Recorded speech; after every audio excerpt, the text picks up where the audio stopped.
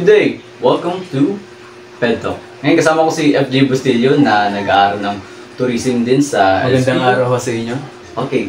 Sa SPUC naman, nag-aaral din siya. Naging kaklase ko siya noong high school, grade High 7. school.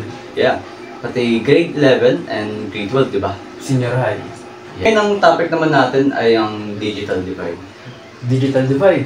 Oh, digital divide. Ayun, kasi ang tutuko sa digital divide ay yung mga tao na may access sa internet, pati yung mga tao na walang access sa Internet. internet. Ayun, dahil nga nung pandemic, nung tayo senior high school, nakafocus din tayo sa modular pati sa mga online classes. Tama. Ngayon, napakalaga din ng internet, diba? Ngayon, base sa mga experiences mo nung senior high tayo, ano ba masasabi? Base sa experience ko, partner, Yeah. nung tayo senior high, syempre, mahirap. Mahirap mag-aral kapag modular. Naranasan natin yan. Yes, sir. Sa akin, before pandemic, nasa Antipolo pa ako ng partner. Mag-isa ako gumagawa dun. Oo.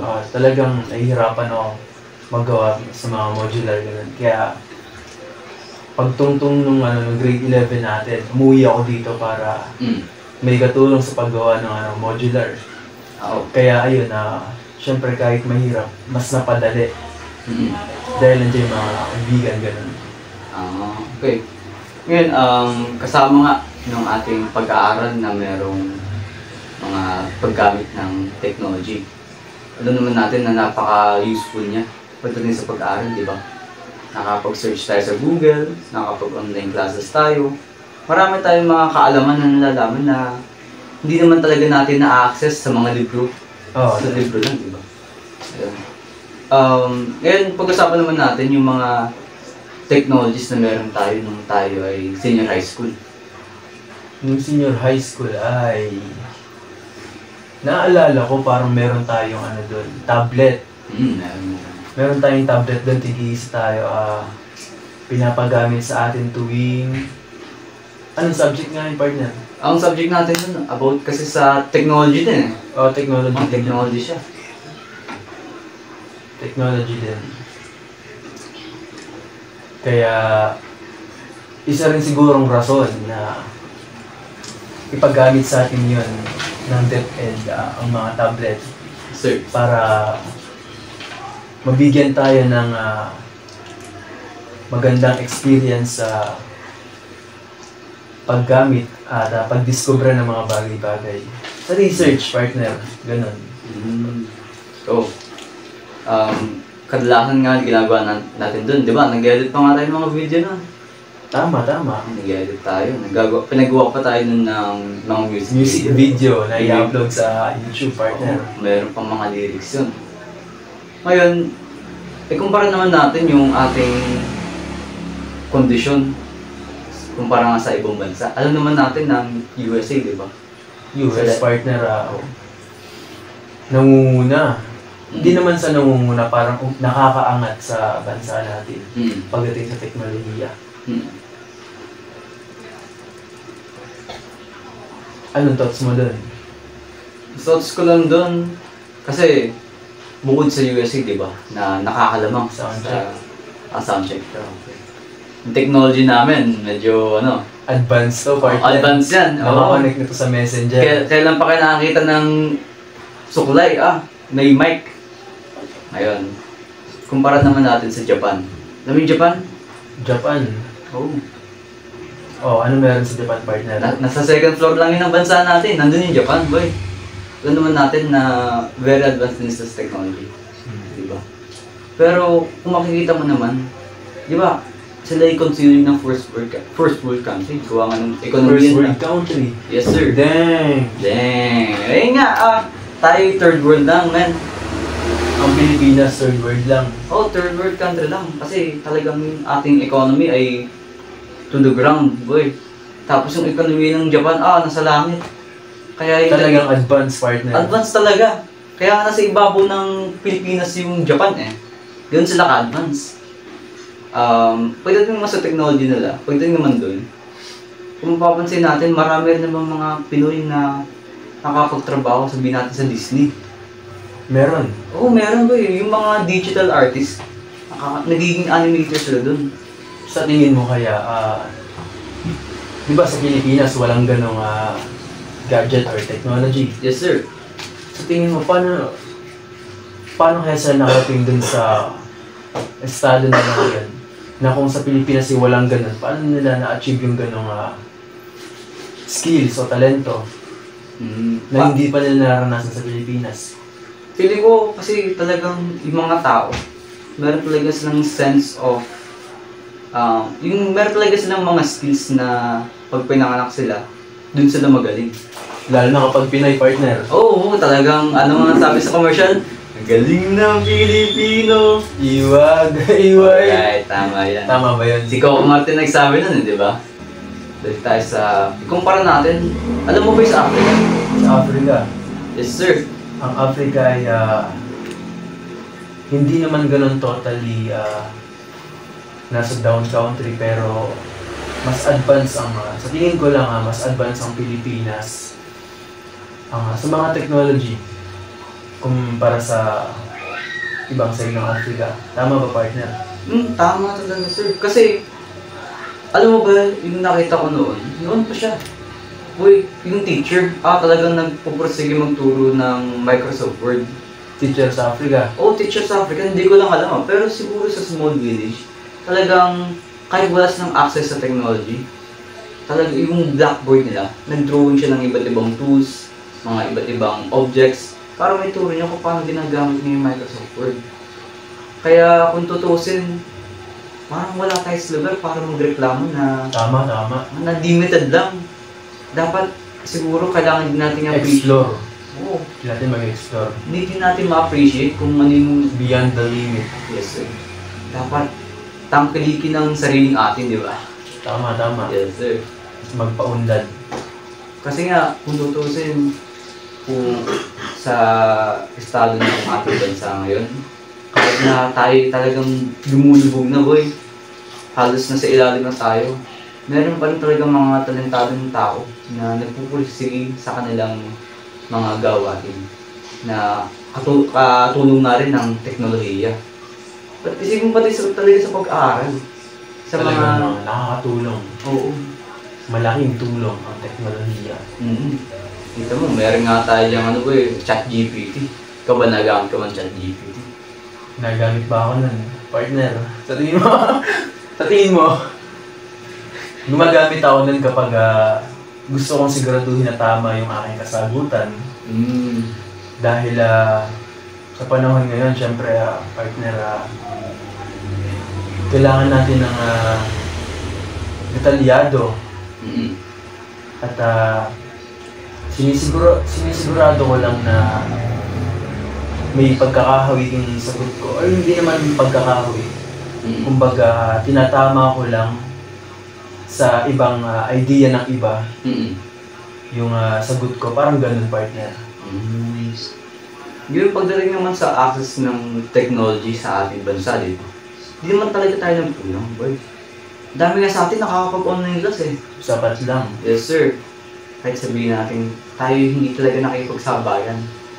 Pero somehow, nandun pa rin tayo, nakikita pa rin tayo na, pumapantay ko si Philippines Philippines, boy, Philippines. Philippines number one. Philippines number one. Talagang iba yung ating dedikasyon sa ating mga gawain. At sa technology, partner, nakakatulong din to sa mga sports. Like, pagte-training. Tama ba? Oo, nakakatulong talaga yan. Ako bilang isang BPED student, physical education. Ang laking tulong ng ating internet din sa pagre-research, sa pag-aaral kung paano natin mapapa-improve yung ating sarili sa sports at yung mga tuturuan din natin pag kami naging guro, naging coach, o naging instructor man. Ganun kalaki ang naiambag ng technology whereas pati nga mga internet, devices, nakiambag sa buhay ko yun. Kaya kung sa tingin mo, kung mawawala ang internet, ano sa palagi yung mangyayari sa mga tao ngayon? Feeling ko, nasa labas lang natin. Lalabas sila. Pero sabihin natin ang Pilipinas na pag-iwanan din talaga. Sa totoo lang. Oo. Totoo lang.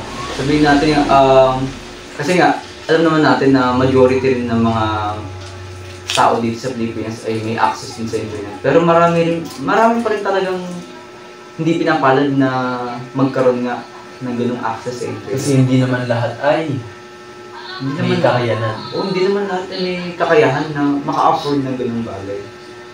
Kaya kung tutusin, may advantage talaga yung may access sa internet. Diba?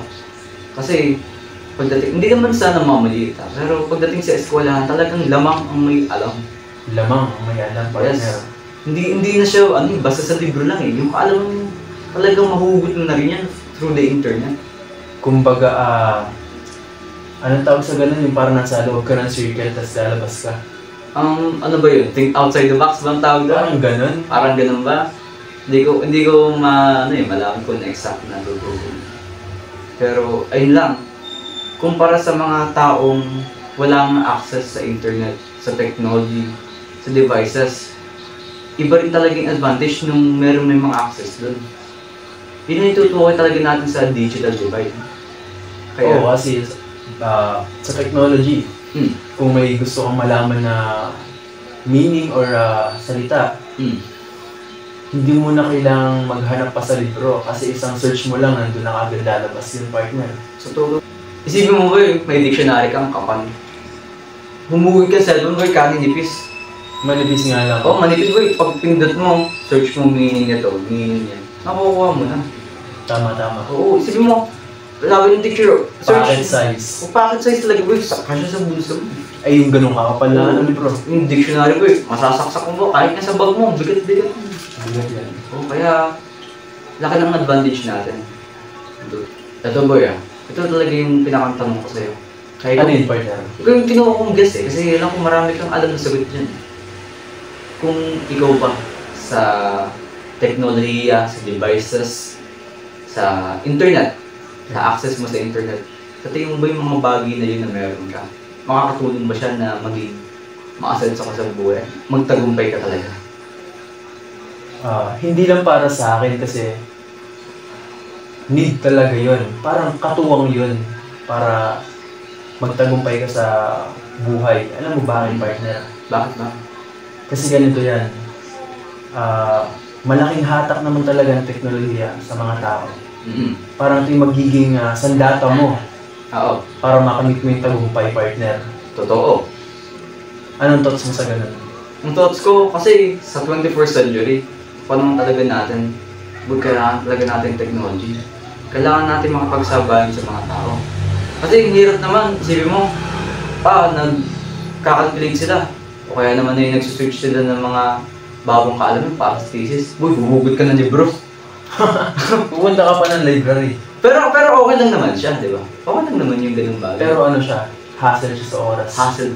Pero yung convenience pa rin ng meron kang packet size nga na mapag-search yan. Yung cellphone natin.